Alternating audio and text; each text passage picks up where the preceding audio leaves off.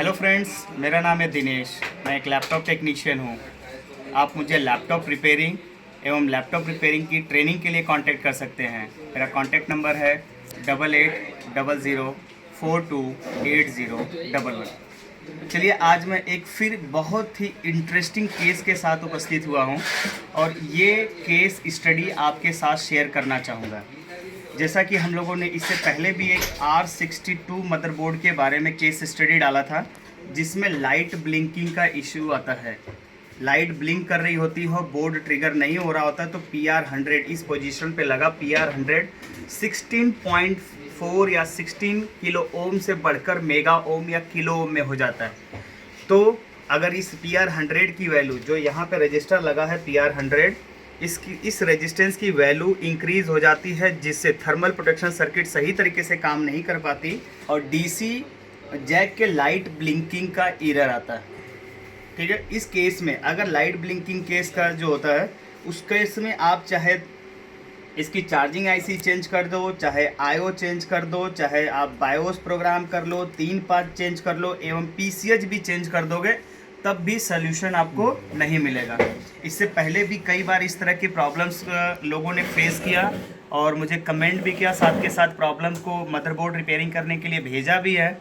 हम लोगों ने प्रॉब्लम रिजॉल्व की है विद इन अ मिनट और वापस बताया भी है। फिर बाद में इस केस स्टडी को हमने आप लोगों के लिए पब्लिकली शेयर कर दिया। ठीक है, इन द सेम मैनर एक बहुत ही पर्टिकुलर प्रॉब्लम है, मतलब पेक्युलियर प्रॉब्लम है, यूनिक प्रॉब्लम आती है R62 में। ठीक है, इसमें प्रॉब्लम ये आता है कि आपकी लाइट कभी कभी ब्लिंक करेगी, मतलब ये लाइट एक बार ऑन होके फिर ऑफ हो जाएगी और आपका जो 19 वोल्ट का फॉर्मेशन है, 19 वोल्ट का फॉर्मेशन नहीं होगा, ड्रेन पे होगा। आपका ड्राइव जो चार्जिंग IC 24 वोल्ट की सप्लाई या 28 वोल्ट की सप्लाई बनाती है इसकी गेट ड्राइव के लिए, वो सप्लाई नहीं बन पाती है। ठीक है, एक तो इसमें एक प्रॉब्लम आती है। दूसरा इसमें आती है प्रॉब्लम है 3-5 की IC से। जब 3 वोल्ट की IC LDO 3 वोल्ट की शॉर्टिंग आती है तो आपकी IO ख़राब होती है और IO ख़राब होने के साथ साथ आपकी 3 वोल्ट की IC भी ख़राब होती है। ऐसी केस में कई बार ऐसा होता है कि जब 3 वोल्ट की IC शॉर्ट होती है तो 5 वोल्ट की LDO लाइन 3 वोल्ट की IC में इनपुट होता है, तो इससे 5 वोल्ट की IC भी ख़राब होती है। इसका मतलब ये है कि जब इसका 3-5 या 3 वोल्ट की IC शॉर्ट होती है तो संभवतः चांसेस ये भी होता है कि एट द सेम टाइम पे आपकी 5 वोल्ट की IC भी ख़राब होगी और आपकी IO भी ख़राब होगी। ठीक है, यानी कि जब 3-5 की IC या 3 वोल्ट की IC ख़राब होती है या LDO 3 वोल्ट की IC में शॉर्टिंग आता है, तो 3 वोल्ट की IC LDO 3 पे मौजूद IO और आपकी 5 वोल्ट की IC भी ख़राब होती है। तो तीनों एक साथ चेंज करना पड़ता है और आपकी प्रॉब्लम सॉल्व हो जाती है। और आपको पता है लाइट ब्लिंकिंग में PR100 और एक इसी सीक्वेंस में एक पेक्युलियर प्रॉब्लम ये होगा या यूनिक प्रॉब्लम ये होता है कि इसकी जो है चार्जिंग IC से जो गेट ड्राइव की सप्लाई होती है 24 से 28 वोल्ट, वो किसी भी हालत में नहीं बन पाती है। ठीक है, ऐसी केस में अब आपको लगता है कि जनरली जो गेट ड्राइव की सप्लाई चार्जिंग IC तभी बनाती है जब आउटपुट में कोई शॉर्ट सर्किट ना हो। अब हम क्या करते हैं ऐसी केस में, ये अब इस मॉसफेट को और उसी अवस्था में अगर आप ड्रेन टू सोर्स जंपर मार दो तो ये प्रॉपर लाइट जलने लगेगी, बोर्ड ऑन भी हो जाएगा, ट्रिगर भी हो जाएगा, यानी कि आउटपुट में कोई शॉर्टिंग नहीं है। अब अगर आप डायरेक्ट यहाँ सोर्स पे यानी सेकेंड मॉसफेट का आउटपुट पे अगर सप्लाई डाल के मैनुअली DC पावर सप्लाई से चेक करोगे, तब भी बोर्ड में कोई प्रॉब्लम नहीं शो करेगा, बोर्ड में कोई प्रॉब्लम नहीं शो होती है। देखिए मैं आपको दिखाता हूँ, सेम यही प्रॉब्लम के साथ है। देखेंगे एक बार झटके से लाइट जलेगी और बंद हो जाएगी। देखिए ये लगाया, एक बार जली और बंद हो गई। देखिए फिर से बताता हूँ, एक बार जली और बंद हो गई। ठीक है, लाइट एक बार ऑन हुई और तुरंत ऑफ हो गई। अब हमें ये देखना होता है कि यहाँ पे इसकी गेट जो मॉसफेट है, इसकी गेट सप्लाई बन रही है कि नहीं बन रही है। आप ये देखिए, हमारा मॉसफेट है ये मल्टीमीटर और यहाँ पे देखिए ड्रेन पे 19 वोल्ट आ रहा है, ये आपका गेट है, गेट पे कोई सप्लाई नहीं बन रही है। जब गेट पे कोई सप्लाई नहीं बनेगी तो आपका आउटपुट भी नहीं आएगा। ठीक है, सो अब लेकिन आप इसी चीज को gate to source to drain, अगर आपने डायरेक्ट जंपर मार दिया, देखिए जंपर मार दिया मैंने, देखिए लाइट भी जल गई। अगर मैं इसको ट्रिगर करूंगा तो ये ऑन भी हो जाएगा। क्या होगा? ऑन भी हो जाएगा, ऑन भी हो जाएगा और कोई प्रॉब्लम नहीं है। ठीक है, तो अब ऐसा क्या रीजन है कि ये सही वे में नहीं काम कर रहा है? कहीं ना कहीं कुछ तो प्रॉब्लम है जिसकी वजह से ये जो सही तरीके से, मान लो इस बोर्ड में मैं ये कह रहा हूँ कि आउटपुट पे 99% यानी कि आउटपुट में 100% कोई शॉर्टिंग नहीं है। जब आउटपुट पे शॉर्टिंग नहीं है तो फिर गेट ड्राइव क्यों नहीं हो रहा है?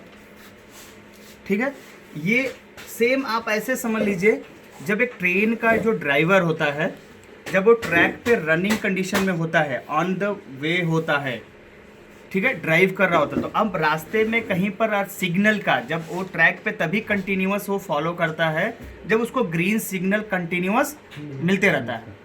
अब मान लिया ट्रैक पे आगे कोई प्रॉब्लम नहीं है, ट्रैक बिल्कुल सही है, लाइन क्लियर है, कोई अपोजिट डायरेक्शन से ट्रेन भी नहीं आ रही है, लेकिन जहां उसे ग्रीन सिग्नल देने वाला था उसको सिग्नल नहीं किसी ने दिया, ग्रीन सिग्नल दिया ही नहीं, न ग्रीन दिया न रेड दिया, सिग्नल ही कोई नहीं मिला। यानी उसको इंफॉर्मेशन ये नहीं दिया गया ट्रेन के ड्राइवर को कि आगे रास्ता क्लियर है। इवन रास्ता क्लियर है तब भी ट्रेन का ड्राइवर क्या करेगा? ट्रेन नहीं ले जाएगा, रोक देगा। इन द सेम मैनर अब आपको ये बात आती है कि चार्जिंग आईसी को हमने बताया कि चार्जिंग आईसी का काम दो होता है, एक तो 19 वोल्ट को ड्राइव कराना और दूसरा बैटरी को चार्ज करना। अब अगर आउटपुट में कोई शॉर्टिंग होगी तो सेंसर लाइन क्या होगा? अब मॉसफेट के थ्रू क्या होगा? करंट हाई हो जाएगा। ये नॉर्मल कंडीशन में भी करंट होगा, तब भी ये बात चार्जिंग आईसी को बताना चाहिए, यानी कि आगे शॉर्ट सर्किट है या नहीं है। हर हाल में चार्जिंग आईसी के पास इंफॉर्मेशन आना चाहिए कि भाई आगे कोई शॉर्टिंग नहीं है, आगे प्रॉब्लम रास्ता क्लियर है। और ये इंफॉर्मेशन चार्जिंग आईसी को किसके द्वारा मिलता है? सेंसर लाइन के द्वारा। अब R62 में अगर आप देखेंगे तो 3 सेंसर लाइनें एक तरह से काम करती हैं। कितनी सेंसर लाइनें? 3 सेंसर लाइनें। ये 2 लाइनें सेंसर लाइनें तो वो जो आपका करंट सेंसिंग रजिस्टर होता है, जो बड़ा वाला रजिस्टर होता है, उस रजिस्टर के इनपुट साइड से और एक आउटपुट साइड से, जिसको हम लोग बोलते हैं ACP और ACN, ये 2 करंट सेंसिंग लाइनें कहते हैं। और इसके साथ साथ इसमें CM SRC करके भी सेंसिंग लाइन होती है, जो ये बताता है कि आगे रास्ता क्लियर है। Get it? तो देखते हैं यहाँ पे, देखिए जैसा कि ये मेरे पास स्कीमेटिक अवेलेबल है, ठीक है। तो हम ये सेंसर लाइन में अब हमने ये चेक किया कि PR 198 की सिचुएशन एकदम ओके है, PR 197 परफेक्ट कंडीशन में, PR 199 परफेक्ट कंडीशन में है, और PC 44 ये करंट सेंसिंग रजिस्टर के लाइन में, तो ये बीप जनरली करता है, इसकी सिचुएशन चेक करेंगे। साथ के साथ यहाँ से देखिए एक सेंसर लाइन नीचे आ रही है, CM SRC, ठीक है। यहाँ पे लिखा हुआ PR 49 दिख रहा है आपको? PR 49 अगर आपका देखिए ये चार्जिंग आईसी है, सबसे पहले आपको हमने बताया है कि इसमें VAD सप्लाई जाएगा, VAD सप्लाई के बाद AC डिटेक्ट आएगा। AC डिटेक्ट अगर आपकी सही कंडीशन होती है 2.5 या 6 वोल्ट से ऊपर, तो आपका चार्जिंग आईसी AC प्रेजेंट का सिग्नल आउट कर देती है। AC प्रेजेंट का सिग्नल आउट होने का मतलब ये नहीं होता कि चार्जिंग आईसी एकदम परफेक्टली काम कर रही है। हम ये कह सकते हैं कि चार्जिंग आईसी ओके की कंडीशन में, लेकिन अपना सारा काम कंप्लीट कर दिया, उसने फिनिश कर दिया, ये बात नहीं है। जब AC प्रेजेंट का सिग्नल यहाँ पे निकल के केवल आपकी आयो को जाके ये बताती है कि adapter current, adapter voltage okay की कंडीशन में, ठीक है, ये तो यहाँ पे रिस्पॉन्सिबिलिटी। अब बात आती है AC ड्राइव का। किसका? AC ड्राइव तभी यहाँ पे आउटपुट होगा जब आपकी ACN, ACP और CM SRC की लाइन एकदम परफेक्ट होगी। इन तीनों लाइनों के द्वारा चार्जिंग आईसी को ये बताया जाएगा कि आउटपुट में कोई शॉर्टिंग नहीं है, लाइन एकदम क्लियर है, ठीक है। अगर शॉर्टिंग है तो भी बताएंगे, नहीं है तो भी बताएंगे, ठीक है। अब यहाँ पे अब जब हमने इस बोर्ड को चेक किया, देखिए अब चेक करते हैं, यहाँ पे सारी सिचुएशन सही आ रही है, लेकिन जब CMSRC का जो सिग्नल है इस पे लगा रजिस्टर 49 PR 49, देखिए ये PR 49 है यहाँ पे, इसको होना चाहिए कितना ओम, आपका है 4.02, ठीक है 4.02 यहाँ पे है, ये हमने लगा दिया किलो ओम। देखिए ये अगर हम कनेक्ट कर रहे हैं तो दिखा रहा है ये हमारा 0 ओम आ गया ना, लेकिन यहाँ पे जब इस रजिस्टर की वैल्यू चेक कर रहे हैं तो देखिए क्या दिखा रहा है, ओवर लिमिट। क्या दिखा रहा है, ओवर लिमिट, ठीक है। यानी कि जो PR 49 है इसकी वैल्यू 4 ओम से बढ़कर मेगा ओम में हो गई है। यानी कि जो आगे यहाँ से जो आउटपुट की लाइन है पावर SRC की, उस लाइन, वो लाइन क्लियर है, इस बात की इंफॉर्मेशन चार्जिंग IC को मिलेगा, नहीं मिल पाएगा। इंफॉर्मेशन ही नहीं मिल पाएगी तो AC ड्राइव एक बार हल्के से क्या होगा, आउट करके तुरंत क्या कर देगा, बंद कर देगा। इसी वजह से एक बार आपकी लाइट क्या हो रही है, ग्लो हो रही है और तुरंत बंद हो रही है, ठीक है। अब देखिए इस रजिस्टर को हमने चेक किया, कितना दिखा रहा है, इस रजिस्टर का वैल्यू है मेगा ओम में, ओवर लिमिट दिखा रहा है, ठीक है। जबकि यहाँ पे मुझे चाहिए कितना, 4 ओम का। इस रजिस्टर को देखिए मैं चेंज करता हूँ अब। ये बहुत ही इंटरेस्टिंग केस है, यूनिक केस आप कह सकते हैं। जनरली ऐसी केस में क्या होता है, मैंने देखा यूजर चार्जिंग IC दो चार्जर, एवं इसी बोर्ड को हमारे कलीग्स ने रिपेयर करने की कोशिश की थी। उन्होंने बताया भी कि उन्होंने 2 चार्जिंग IC चेंज किया, ठीक है, 3-5 की दोनों, हालांकि इसमें LDO सप्लाई में शॉर्ट सर्किट भी था तो उन्होंने इसकी IO भी बदली है, 3-5 की दोनों IC चेंज की तो LDO बनना सही हो गया और बोर्ड ट्रिगर भी होने लगा, लेकिन सही तरीके से सप्लाई ट्रेवल नहीं कर रही है 19 वोल्ट। ऐसी दशा के, ऐसी कंडीशन में चार्जिंग IC को 2 बार चेंज कर लिया। इसका ये जो मॉसफेट है, main MOSFET, first MOSFET, second MOSFET, इसको भी चेक कर लिया, फिर भी डाउट की कंडीशन में कि 1% ख़राब हो सकता है, इसको रिप्लेस किया, फिर भी नो लक, प्रॉब्लम सॉल्व नहीं हुई। उसके बाद हमें दिया गया है, इसको हमने चेक करना शुरू किया।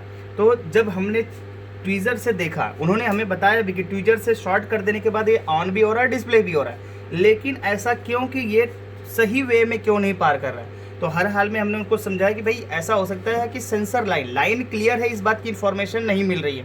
अब लाइन क्लियर है, इस बात की इन्फॉर्मेशन चार्जिंग IC को आपको सेंसर लाइनें देती हैं। यहाँ पे 3 सेंसर लाइनें दिख रही हैं, ACN, ACP और CMSRC। तो ACN, ACP दोनों एकदम प्रॉपर था, लेकिन CMSRC के कंडीशन में देखा तो वहाँ पे सही नहीं मिल रहा था, ठीक है। यहाँ पे उस लाइन के बीच में जो सीरीज में रजिस्टर लगा हुआ है 4 ओम का, वो रजिस्टर की वैल्यू बढ़कर मेगा ओम में हो गई है। अब मैं उस रजिस्टर को चेंज करूँगा। देखिए चेंज करते हैं इसको और उसके बाद देखते हैं कि क्या सिचुएशन बनती है।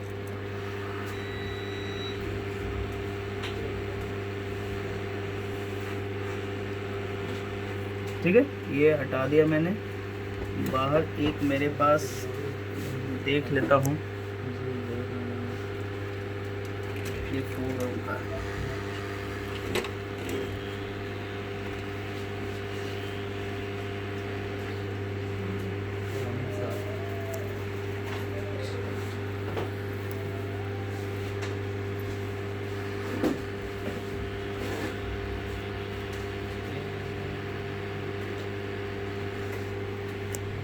ये 4 ओम का रेजिस्टेंस मैंने पहले से ही निकाल के यहाँ पे रखा हुआ था, ठीक है। मेरे पास सेम बोर्ड है, कई सारे बोर्ड है, ठीक है। तो अब देखते हैं यहाँ पे एक चीज़। देखिए ये जो रजिस्टर जो मैंने निकाला है, इसको देखिए बाहर भी अगर चेक कर रहा हूँ मैं, ठीक है, तब भी इसकी वैल्यू काफ़ी ज़्यादा शो कर रहा है।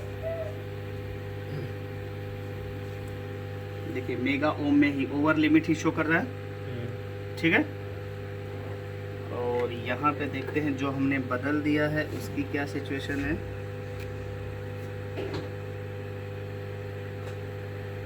ये देखिए ये आ गया एकदम 1.7 ओम, किलो ओम दिखा रहा है। अब इस सर्किट में लगा है इसलिए इतना दिखा रहा है, नॉर्मली बाहर निकाल के देखेंगे तो 4 ओम का। रजिस्टर हमने चेंज कर लिया, ठीक है। अभी कौन सा रजिस्टर चेंज किया है? PR49 CMSRC की लाइन पे लगा हुआ, ठीक है।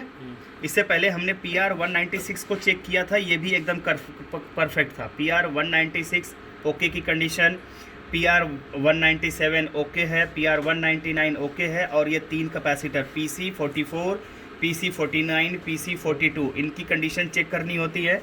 और यहाँ पे लगे कैपेसिटर PC194 और PC196, ये सारे इन्हीं सेक्शन से, इन्हीं में से कोई ना कोई कंपोनेंट अक्सर हमने फेलियर पाया है। इस बार हमने देखा कि ये सेंसर लाइन में लगा हुआ रजिस्टर PR49, इसकी वैल्यू क्या हो गई है? इंक्रीज हो गई है, जो कि ओम से मेगा ओम में, मेगा ओम क्या ओवर लिमिट हो गया, ठीक है। अब इसको देखते हैं, चेंज कर लिया और ये देखिए लाइट ग्लो हो गई, ठीक है। और ये ट्रिगर भी करेगा, आप जब लाइट ग्लो हो गई तो ट्रिगर भी करेगा आपका।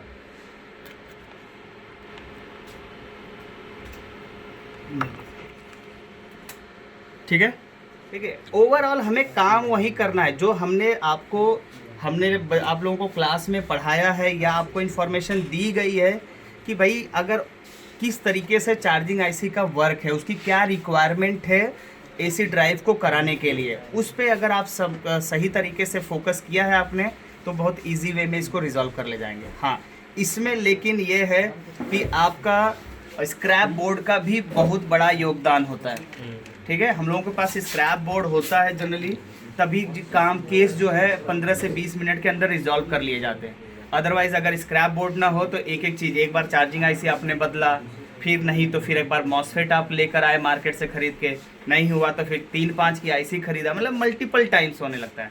सो स्क्रैप बोर्ड का, किसी भी बोर्ड को रिपेयर करने में टाइम कम से कम कंज्यूम तब होता है जब आपके पास उसका स्क्रैप बोर्ड अवेलेबल होता है। सो अगर स्क्रैप बोर्ड भी चाहिए तो आप हम लोगों को मेरे पर्सनल नंबर पे कांटेक्ट करिए। स्क्रैप बोर्ड भी अवेल कराते हैं। So once again thank you for watching my video. Have a nice day. Bye bye. जय हिंद।